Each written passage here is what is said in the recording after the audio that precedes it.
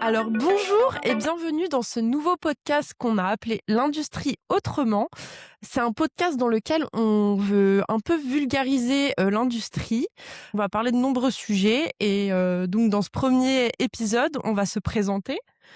Donc je vais laisser Monsieur Faure faire sa petite présentation rapide. Alors, Stéphane Faure, le gérant et fondateur de TFL Solutions, gérant depuis 19 ans maintenant de TFL, voilà.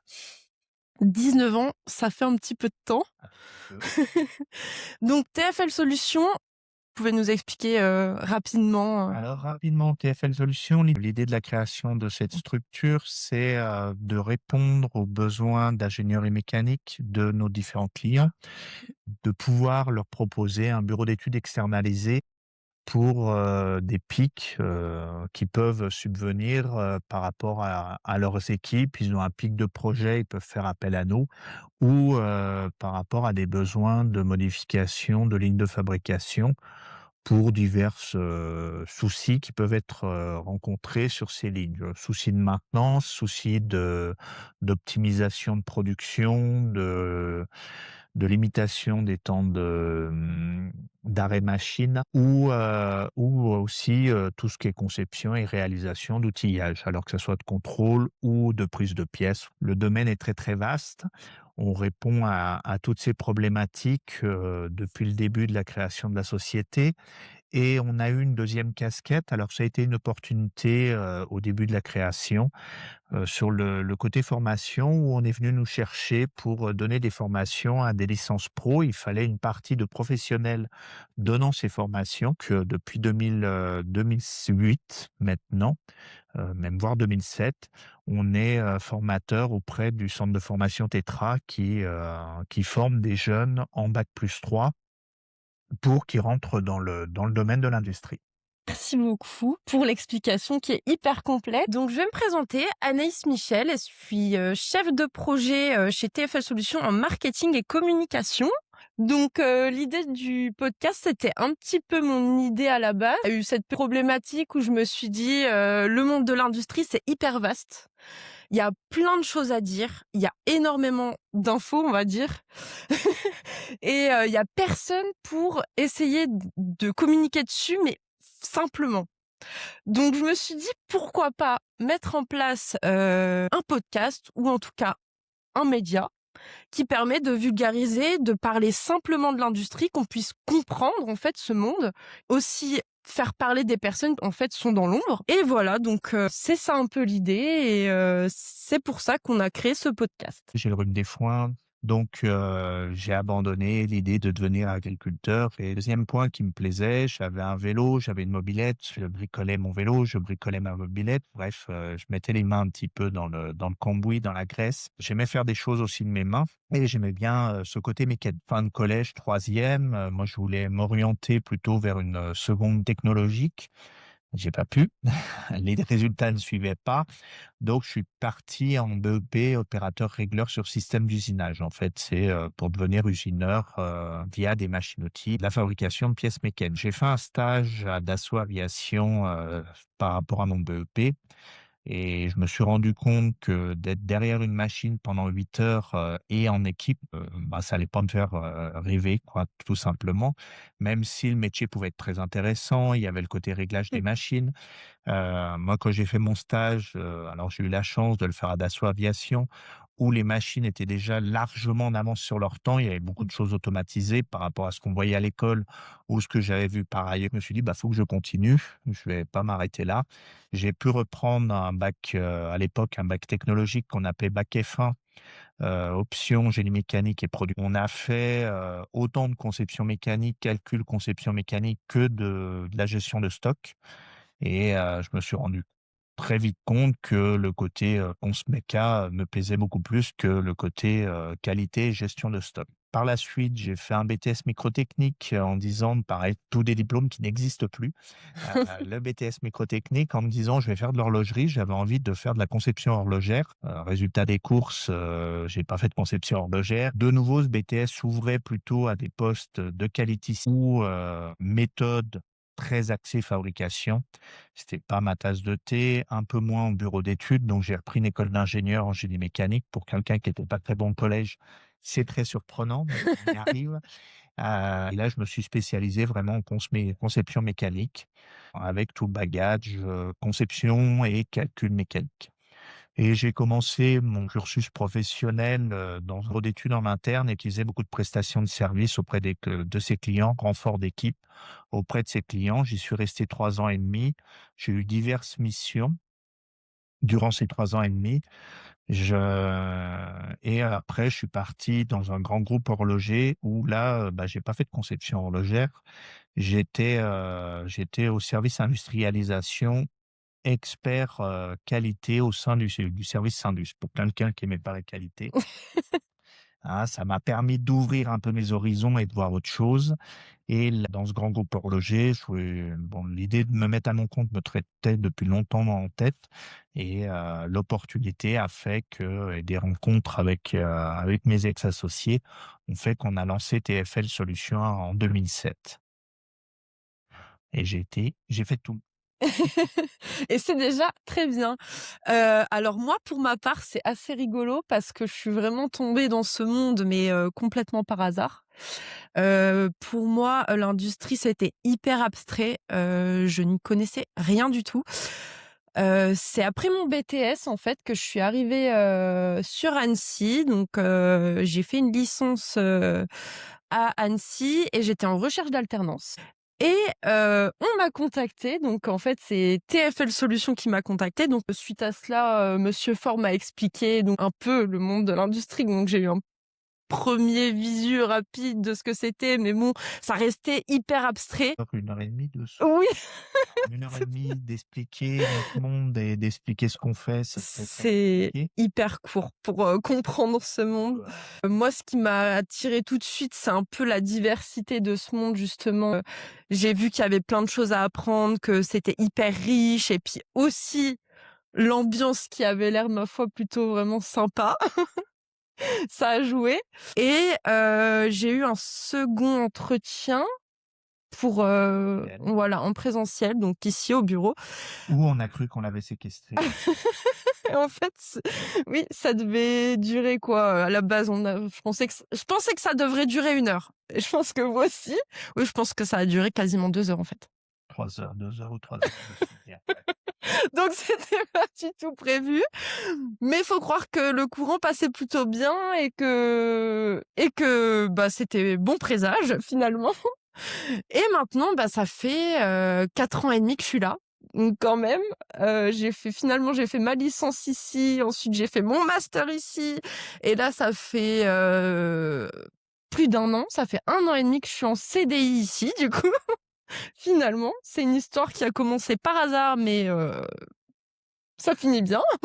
Et donc j'y connaissais rien du tout à ce monde. Je suis vraiment arrivée en alternance en mode bon, je connais pas le monde. Moi j'avais été direct claire en disant: «Bah, moi, le seul truc qui me fait un peu peur, c'est de pas connaître ce monde qui me paraît hyper technique, hyper varié et j'ai l'impression que j'arrive là, c'est le truc Alors, qui me faisait un peu peur au début. l'expérience nous a montré que, même sans connaître le monde et sans connaître tous les termes techniques, on arrive à s'adapter. Alors, j'ai pas dit qu'Anaïs allait devenir, une conceptrice, loin de là. C'est pas l'idée en plus.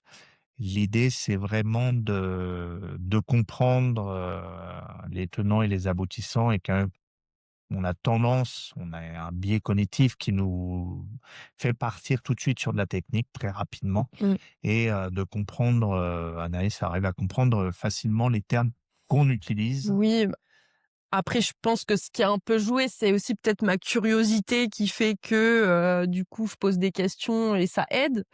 Et aussi le fait que vous soyez quand même hyper pédagogue, vu que vous êtes formateur, ça joue, je Ça joue pense. aussi.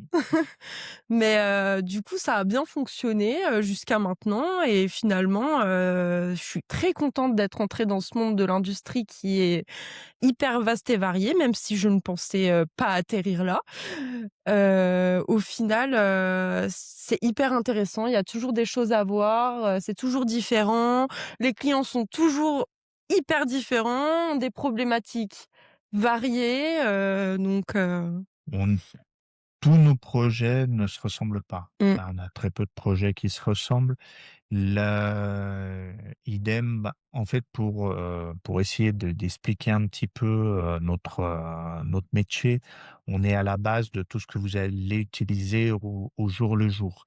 Votre téléphone portable, par le biais avec lequel vous regardez, cette vidéo ou votre ordinateur, peu importe. Il y a un moment donné, il y a un concepteur mécanique qui aura fait quelque chose, qui mmh, aura conçu une partie de votre produit. On est très souvent en lien soit avec des automaticiens, soit des électroniciens et donc on a chacun nos problématiques, nos impératifs, on interagit ensemble et on est à la base de beaucoup de choses. mmh, Idem, les machines, parce que vos portables, ordinateurs ou téléphones doivent être fabriqués à un moment donné mmh, et les machines de fabrication, je vais dire, on est capable, on ne le fait pas forcément nous, au niveau de TFL, mais on est capable de concevoir tout ou partie de ces machines, de ces lignes de fabrication et en fait, on est vraiment caché. Vous ne nous voyez jamais, vous ne savez mmh. pas, en quoi consiste, ce métier. Ouais, c'est vrai et justement ce côté, on sait pas tout ce qu'il y a derrière, moi ça m'a vraiment captivée quand je suis arrivée. On a visité, je vais taire le nom de ce qu'on a visité, mais des usines où je me suis dit: «Ah mais oui, mais en fait finalement il y a toutes ces étapes-là». C'est captivant en fait de se dire que un produit passe par toutes ces étapes avant d'arriver chez nous et on s'en rend vraiment pas compte. C'est en voyant ça qu'on se dit: «Mais en fait le boulot qu'il y a derrière est immense». Il y a un nombre incalculable de personnes derrière ça aussi, comme vous dites, qui sont cachées et en fait on ne sait pas et toutes ces machines, le processus de production, parfois hyper complexe, enfin tout ça, moi, ça m'a captivée, quoi. Et la robotisation qui s'est enclenchée début des années 2000 quasi, où pour avoir une répétition du geste, le robot, remplace l'humain Mmh, certes, mais remplace l'humain pourquoi? Parce que soit du geste qui détruit le corps humain, mmh, pour éviter, tout ce qui est troubles musculo-squelettiques.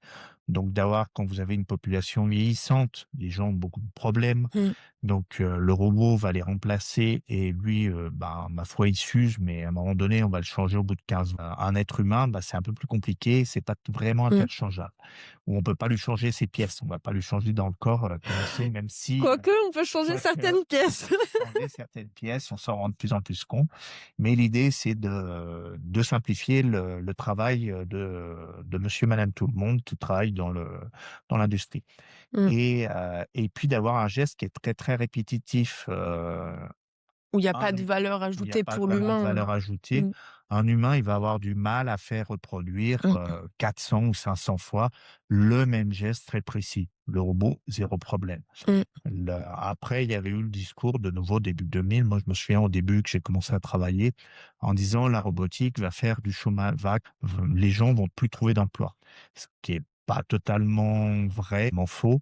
Vous avez des pays qui sont énormément robotisés. Je pense à la Corée du Sud mmh, en particulier, où il y a un taux de robotisation qui est énorme. On parle de 80 à 90 de taux de robotisation et vous avez quasi pas de chômage. En fait, on a changé au lieu d'avoir de l'ouvrier spécialisé comme on voit à l'époque dans les années 70 ou début 80 je pense principalement aux chaînes d'assemblage de voitures, Renault en mmh, particulier qui communiquait beaucoup, qui avait filmé pas mal d'usines où les gens, font du geste très, très répétitif, ou un autre exemple, c'est le film de Charlie Chaplin étant mmh. moderne, où, Qu'on il voit fait à un l'école. qu'on voit qu'on voit souvent Mmh, et vous avez un geste très répétitif qui fait il visse, un écrou et même en sortant de l'usine, il continue son mouvement de serrer, son écrou.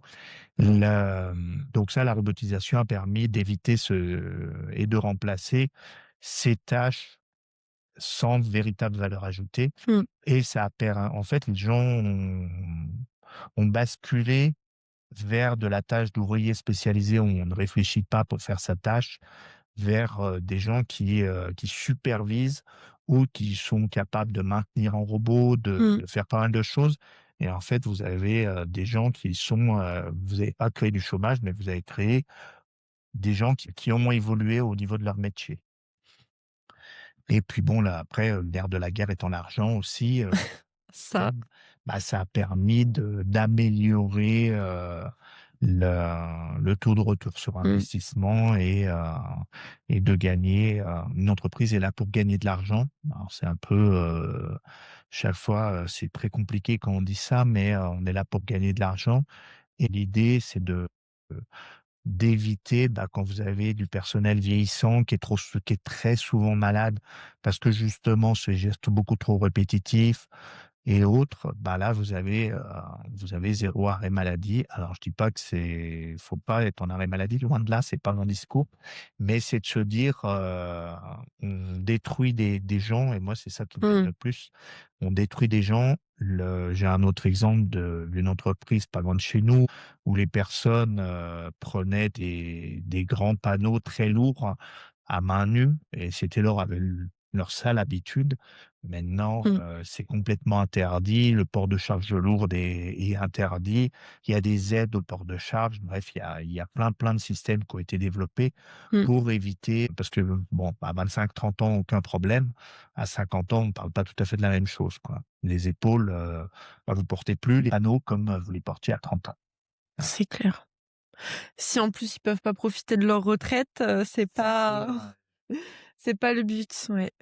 Bah, en tout cas, on vous remercie beaucoup de nous avoir écoutés sur ce premier épisode. On en fera d'autres, c'est le but. On veut aborder plein de sujets et comme on a énormément de choses à dire, ce sera pas le dernier épisode. N'hésitez pas, si vous voulez nous faire part de vos impressions, si vous voulez commenter, il y a pas de problème. Nous, ça nous intéresse d'avoir vos retours, de savoir, ce qu'on peut améliorer parce qu'on peut toujours améliorer des choses. Est-ce que vous avez des idées de sujets à nous faire part? Je sais pas, sur l'ingénierie, sur, les prototypes, ça peut être vraiment sur plein de choses diverses et variées, sur un domaine précis. N'hésitez pas à nous proposer des sujets qu'on pourrait aborder et si jamais, vous êtes un professionnel dans l'industrie ou dans l'ingénierie, ça peut être aussi intéressant, de faire un podcast avec vous donc proposez-nous et on écoutera toute, proposition. Voilà, donc l'idée, c'est de faire une suite, à ces 10 premiers podcasts. C'est d'améliorer, la façon dont Mmh. on abordait les choses et n'hésitez pas tout ce qui est de points précis ou ouverture sur quelque chose de spécifique par rapport à nos métiers bah, si vous voulez plus d'informations ou, comme a dit Anaïs, professionnel, on se fera un plaisir de venir vous interviewer. Merci. Merci beaucoup, à bientôt.